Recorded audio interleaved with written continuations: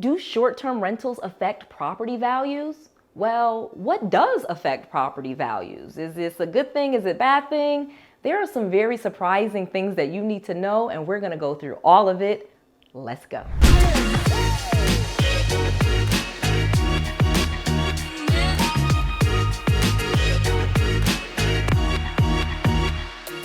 Do short-term rentals affect property values? What does affect property values? How do you know? How do you not know?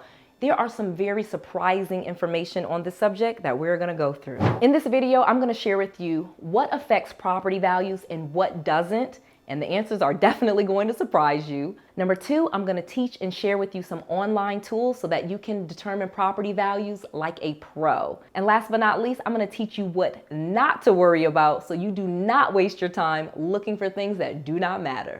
So first, before we get into all of this, we have to talk about what short-term rentals are, because you need to know what they are in order to determine if they affect the value or not.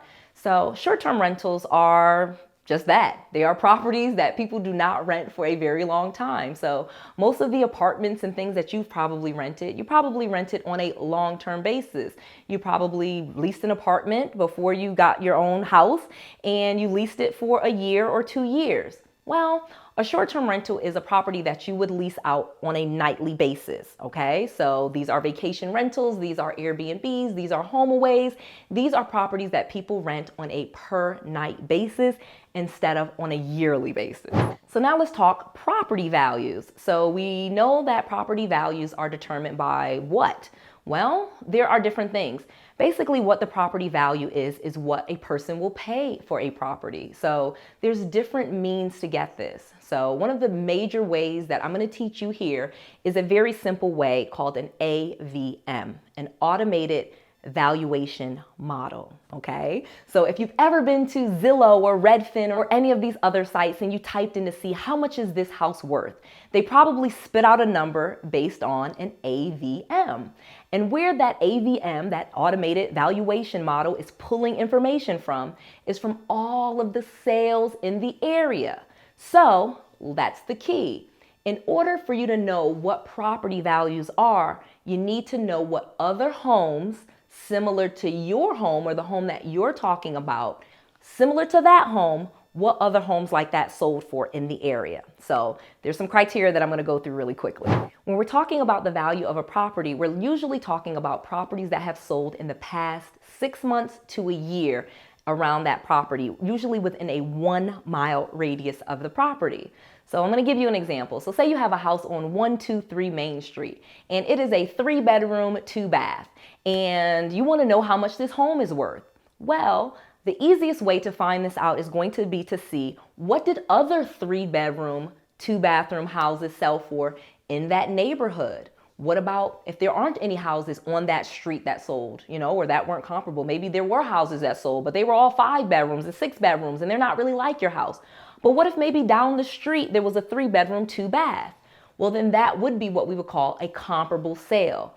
We want to find properties within 1 mile of the property that are similar in the number of bedrooms and the number of bathrooms so that we can see what people are paying for these types of properties. Now, that is just an estimate, okay? And there's 2 ways to get these estimates. If you are really interested in finding out exactly what that particular house, you can hire what we call an appraiser, and they will give you the appraised value. You will pay a few $100s, maybe $400 or $500. They will come to that property, they will evaluate that property, and they will evaluate other sales, and they will give you a pretty long report detailing exactly how they got that value and where they got that value and what the value of that property is. Now, again, that's something that you could do if you were buying a home. They probably would make you get and pay for an appraisal, but I'm going to give you some free ways that you can do it. But before I get to that, I want to tell you one other way. If you know someone that's like me, a licensed real estate agent, okay? Now, again, I'm not out selling houses. No, do not call me. I'm not going to sell your house. I'm not going to list your house. I don't really do that anymore. But a licensed real estate agent has access to what we call MLS, multiple listing service. And in the multiple listing service, they can pull what's called a CMA, a comparable market analysis. And they can tell you and give you an estimate of their value based on some of the sales that they are seeing in the area. Some real estate agents might do this for you for free. Some might charge a little bit of a fee. But this is another really easy way that doesn't cost a lot of money. Now I'm gonna give you the free ways. So some free ways to find out what properties are worth are Zillow, okay? They have this thing called a Zestimate where you can put in the property address and it can spit out the value. Additionally, you can go to the FHFA, and that stands for the Federal Housing Finance Authority. And they have something called an HPI, or the House Price Index, where you can type in and they can literally, it's an online tool where you can find out what they are assessing the value at or what they are estimating the value of the home to be worth. But what I do recommend actually are the websites like Zillow, which is totally free, and Redfin, REDFIN, depending on where you are in the country. Both of those valuation models are very good. Depending on where you are in the country, some areas are better than others. Redfin is actually really good on the West Coast, and Zillow has actually gotten really good pretty much everywhere in the United States. But you really want to check out some of those free sites so you can start to see what values are worth. So now let's get to the other part about short-term rentals and if they affect the value or not.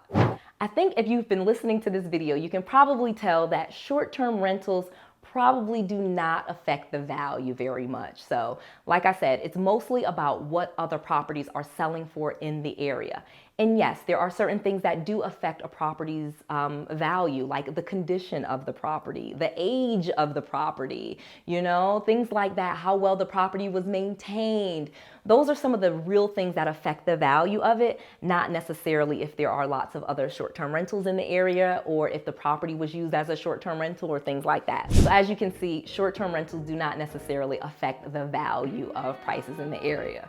So I want to go ahead and offer you the opportunity. If you haven't watched the video yet, I have a video about finding motivated sellers on Zillow, okay? And I want to invite you to watch that video. I'm teaching you so much information here. I have a whole playlist, which is almost like a free course right here for you. If you could go ahead and take this moment and like this video, subscribe to this channel, I will see you next time to your success.